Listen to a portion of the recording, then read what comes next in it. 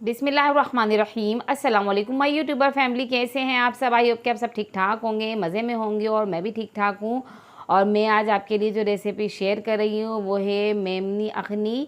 इसे लाल अखनी भी कहते हैं और बहुत ज़बरदस्त बनती है। बहुत सिंपल सी रेसिपी है और बहुत ही ईजीली बन जाती है।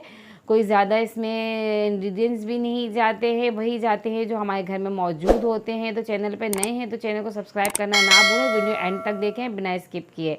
तो सबसे पहले हमने एक पतीला लिया है और पतीले में हमने डाल दिया है ऑयल। और ऑयल हमने इतना डालना है कि 1 कप भर के डालेंगे। 7-8 काली मिर्चें, 1 दालचीनी स्टिक, 2 बड़ी इलायची, 5-6 लौंगे और 1 खाने का चम्मच ज़ीरा भर के इसके अंदर हम डाल देंगे।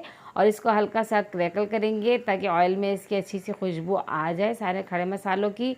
अब इसके अंदर हमने 4 बड़ी प्याज़ें ली, उन्हें हमने कट कर लिया है स्लाइस, वो डाल देंगे। प्याज इसमें थोड़ी ज़्यादा जाती है तो ये हमने इसमें डाल दिया और अब इन्हें इसको फ्राई करना है और इसको सिर्फ सॉफ्ट हो करना है हमने।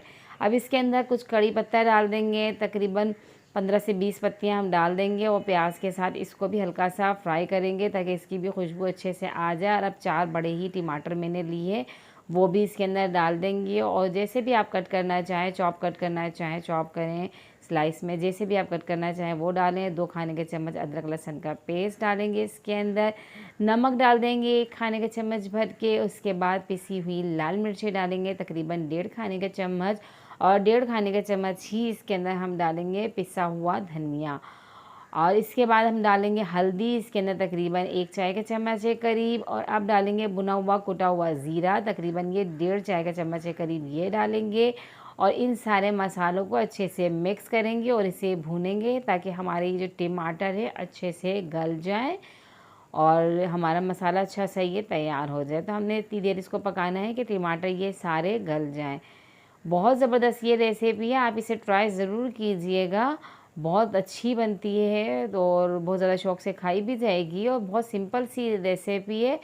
तो अब हमने ये बीफ ले लिया है, ये इसके अंदर डाल देंगे। ये 1 किलो बीफ है, ये इसके अंदर डाल दिया है और इसको अच्छे से अब मसाले के साथ भुनाई करेंगे। तकरीबन 5 से 7 मिनट अच्छे से इसकी हमने भुनाई करनी है ताकि हमारा जो गोश्त इसकी स्मेल है ना वो दूर हो जाए और अच्छे से गोश्त भी भुन जाए।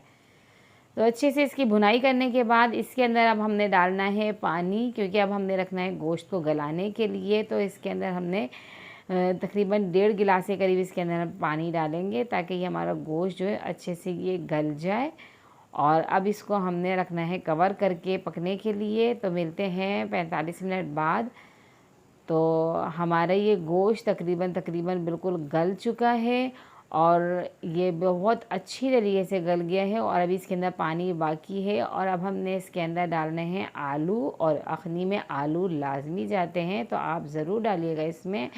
तो आलू हमने इसके अंदर आधा किलो डाले हैं और इसके बाद हमने इसको कवर करके पकाना है 10 मिनट के लिए ताकि हमारे आलू अच्छे से गल जाएं। तो आलू हमारे गल चुके हैं, गोश्त भी हमारा बिल्कुल गल चुका है। तो अब हमने इसके अंदर डालनी है हरी मिर्चें इस तरीके से कट करके डाल दें और हरा धनिया डाल दें। इसके अंदर हरा धनिया जाता है और बहुत अच्छी लगती है इसकी खुशबू। और इसके अंदर डाल देंगे अब हम चावल। 750 ग्राम मैंने ये चावल लिए हैं, यानी कि ये 3 प्याले भर के चावल हैं। तो अब इसी के हिसाब से हम इसके अंदर पानी डालेंगे और पानी इसके अंदर इतना होना चाहिए कि 4.5 प्याले भर के पानी होगा इसके अंदर। तो पानी डालने के बाद देख लें कि पानी प्रॉपर होना चाहिए, क्योंकि फिर चावल कच्चे ना रह जाएं और ज़्यादा भी पानी ना हो वरना फिर चावल घुल जाएंगे। तो अब इसके अंदर जाएगा तकरीबन 1.5 खाने का चम्मच नमक, क्योंकि पहले हमने गोश्त के हिसाब से नमक डाल दिया था। अब हमने चावल के हिसाब से नमक डाल दिया है इसके अंदर। और चावलों में नमक कम जो है फिर वो अच्छा नहीं लगता है। इसको अब हम ऐसे ही खुला रख के ही पकाएंगे हाई फ्लेम पे, ताकि इसका ये जो पानी है ये भी ड्राई हो और हमारे चावल अच्छे से गलें। और जब पानी आधे से ज़्यादा ड्राई हो जाए तो इसके अंदर कसूरी मेथी डाल देंगे। और कसूरी मेथी बिल्कुल एंड में ही डलेगी इसके अंदर, इसकी खुशबू बहुत अच्छी लगती है इसके अंदर। और अब जब तकरीबन पानी ये ड्राई होने लगे तो फिर इसके बाद हम इसको कवर करके दम पे देंगे और ज़्यादा पानी ड्राई नहीं करेंगे, हल्का पानी इसमें रहने देंगे इस तरीके से। तो फिर इसको हम कवर करके पकाएंगे थोड़ा तेज़ आंच पे 5 मिनट के लिए। फिर उसके बाद हम इसको 7 मिनट के लिए लो फ्लेम पे बनाएंगे। दम पे रख दिया था हमने और ये देख सकते हैं आप चावल हमारे बिल्कुल रेडी हो चुके हैं। कलर कितना ज़बरदस्त सा लग रहा है इसका और खुशबू तो इतनी अच्छी आ रही है। आप देख सकते हैं कोई इसके अंदर ज़्यादा स्पाइसेस भी नहीं गए हैं और बहुत अच्छी सी ये बन जाते हैं चावल। और जो चावल के शौकीन है ना उनके लिए तो बहुत ज़बरदस्त सी रेसिपी है। आप घर में ज़रूर ट्राई कीजिएगा और मुझे फ़ीडबैक ज़रूर दीजिएगा कि कैसी लगी आपको ये मेरी रेसिपी। और जो दोस्त मेरे चैनल पे नए हैं मेरे चैनल का विज़िट करें। बहुत अच्छी अच्छी सी रेसिपीज़ आपको मेरे चैनल पे मिलेंगी और ऐसे ही मुझे सपोर्ट करते रहें। मेरे चैनल पर आएँ और मेरी वीडियोस को देखें, लाइक करें और कमेंट करके ज़रूर बताया करें। और बहुत अच्छी अच्छी सी रेसिपीज़ हैं मेरे चैनल पे, क्योंकि आपका जो सपोर्ट है ना वो हमारे बहुत काम आता है, हमारी हौसला अफजाई होती है। और हम ऐसे ही आपके लिए अच्छी से अच्छी डिशेज़ लाने की कोशिश करते हैं कि आपके लिए बहुत अच्छी अच्छी सी रेसिपीज़ शेयर करें ताकि आप उसे घर में ज़रूर ट्राई करा करें। क्योंकि जब आप इसे रेसिपियों को ट्राई करेंगे घर में तो घर वाले भी शौक़ से खाएंगे, क्योंकि खाने जो है ना मुँह के चस्के बढ़ाता है। और मुझे नेक्स्ट वीडियो तक दीजिए इजाज़त। अल्लाह हाफ़िज़।